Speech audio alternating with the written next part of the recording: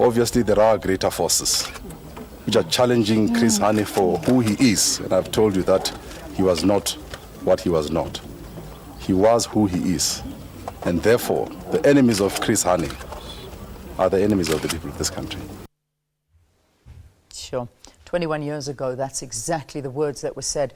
That was Tokyo Sehwale speaking there just outside his home. Tembisile Chris Hani was gunned down outside his house in Dawn Park, Ekurhuleni, 21 years ago in cold-blooded assassination.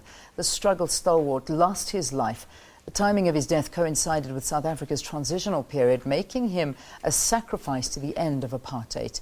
Today, the nation honors his life and the contribution he made to our liberation struggle.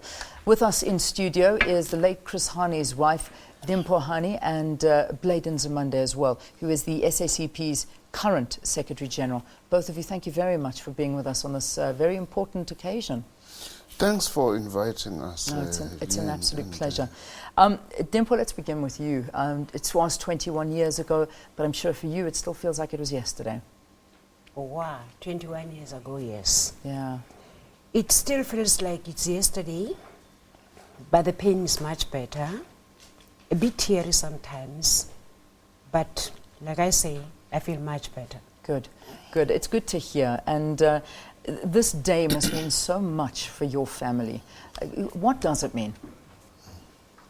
To us, it means 21 years ago, we were robbed of a father, a lover, a husband, an uncle. But what we have decided to do, unlike in the past, we have decided to celebrate his life. We talk about him, we laugh a lot, we remember the funny things that he did, so it has lessened the pain in that way. Yeah. And I must say, you know, we love doing it on the 10th. We are no more crying. Good. But we remember all the good times. Yeah, that's so, it's so good to know that and feel that. And yet, Blade, let me ask you, when this happened 21 years ago, and we heard Tokyo Sehwale speaking there, then just almost putting a massive cloud over the future of the country after something like that. How did you feel? How did the movement feel on that day about South Africa and where we were going? Yeah, thanks, Leanne. Firstly, just allow me to say, by the way, express our appreciation, you know, to our Limpho and the family for having continued to allow us to share with us the memory of our late General Secretary every 10th of April for the past 21 years now. Of course, we were all angry. I remember that day very well, vividly. It was Easter Saturday. I was still based in KwaZulu-Natal at that time.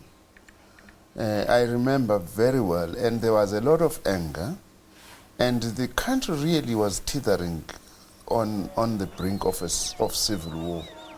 Were it not for the intervention largely of the late Comrade Madiba, you know, and also for the ANC to act very swiftly to turn that tragedy, to unlock what was a blockage at that time, refusal by the apartheid regime to commit to a date for the election.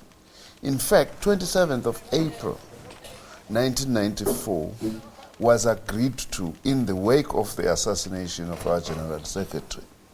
So therefore, we have come a long way, you know, a long way. We think that despite the anger and everything, the farsightedness of the African National Congress and the alliance to say the only way we can manage the situation is to give hope by forcing the regime to put a date. That is what immensely contributed towards, in a way, stabilizing the situation such that we could have the first democratic elections in 1994. I think most people were worried at that time about South Africa and where we were going.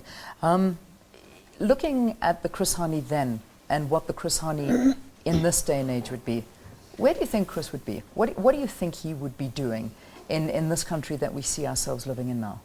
I do avoid talking about Chris 21 years later after his death. Yeah. Because over a period, human beings change.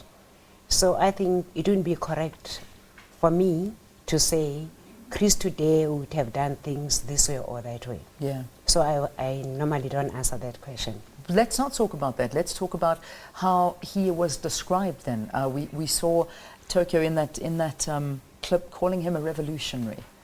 Was that an apt description of him as an individual 21 years ago? Is that how you knew him, or did you know him as something completely different?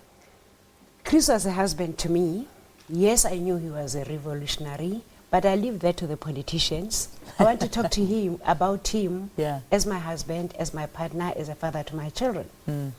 So I don't want to go into his political life, though I know he was a revolutionary, hardworking, dedicated, and loved his country and his people.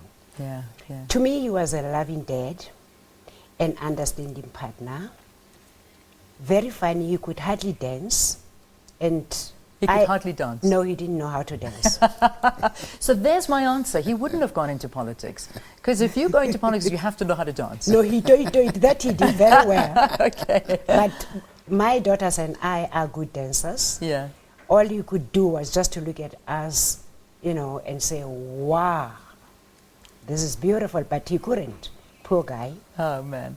But otherwise, like I say, he adored his daughters, and they knew the father adored them. So they were sort of playing circles around him, poor guy. I'll give you an example. Chris loved reading. As a result, my daughter read a lot.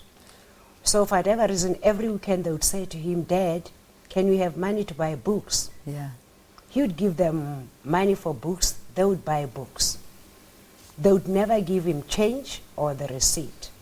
So I said to him, "You'd better be smart. Every time they bought their books, ask for a receipt."